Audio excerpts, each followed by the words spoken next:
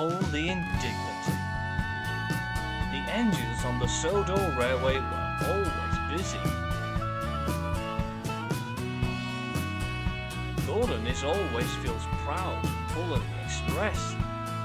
He thought he was the strongest, fastest and cleanest engine on the whole railway. One day, Gordon was at Nafford Station waiting for Percy to bring his coaches so that he could pull the express. "Where is that Percy?" he wished furiously. At last, Percy arrived. "You are late, little Percy," sniffed Gordon. "And making me late too." "It wasn't my fault, Gordon. The points outside the carriage shed got stuck, and I had to wait for a workman to fix them," wished Percy. "Pah!" puffed Gordon. "Excuses, always excuses. Now off you go. Little engines should not hang around and always tells tales." "You're a boastful, bossy, big blue boiler," Percy huffed crossly. Gordon was soon coupled up and puffed grandly away.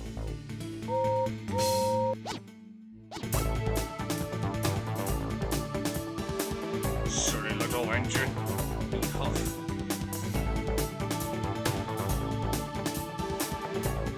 Percy went crossly back to work. He met Donald and Douglas in the siding. "What's the matter, Percy?" Donald asked. "Gordon blamed me for being late to bring his coaches to him," Percy huffed, "and all because the points outside the carriage shed got stuck." "Well, we know what Gordon's like," said Douglas. "He always tells us to keep our smelly freight away from his passengers." "Dinna flash yourself, Percy," chuckled Donald.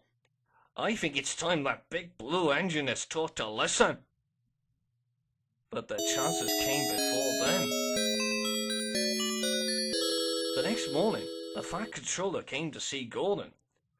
"Donald and Douglas have been sent to help on Edwards branch line while Boco is sent to the works to be mended," he said.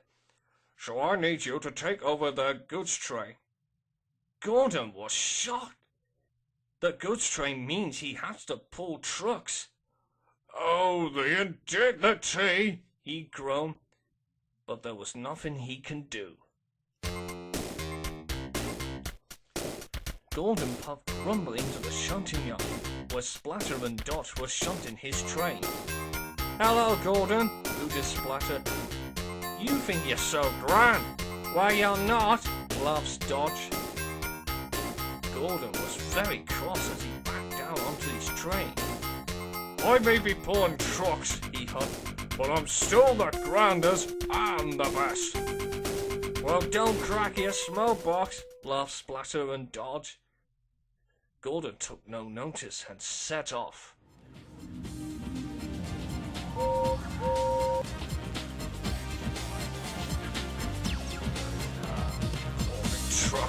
Pulling trucks, grumbled Gordon.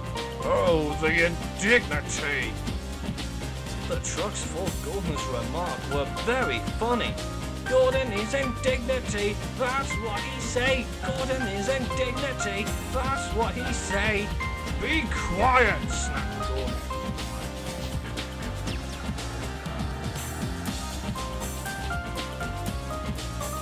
As Gordon approached the signal box, the signalman flagged him down. "The track ahead of you has been buckled by the hot sun. You have to take the middle track," the signalman explained. "We're backed up to the junction," said Gordon's driver. But they had to let James go through first with a goods train. But suddenly, there was another problem. The signalman called out again. "The points are jammed," he called. "I can't change them back. It looks like you're stuck here, Gordon." Gordon was horrified. "Oh, the indignity!" he groaned. And the trucks laughed and sang them again. "Gordon is indignity, that's what he say. Gordon is indignity, that's what he say." To make matters worse, Splatter and Dodge rolled up. Well, well, chuckled Splatter. Looks like the Indignity Gordon is trapped between faulty tracks. What a shame he can't be useful if he's running late, said Dodge.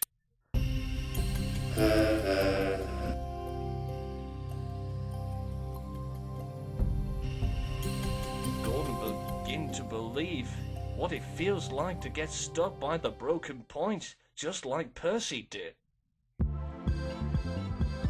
At long last the points were mended, and Gordon backed up and was on his way again.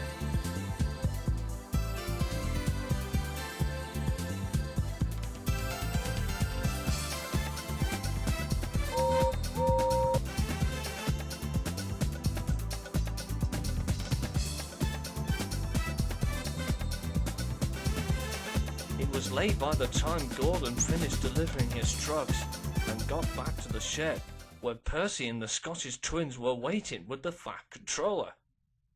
Gordon, you were not to blame for the points had jammed, but I have heard that you blamed Percy for being late by the broken points, and it wasn't his fault.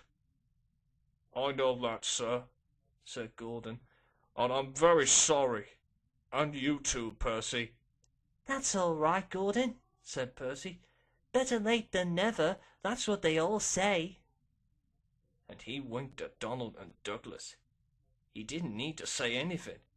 Donald and Douglas knew exactly what he meant.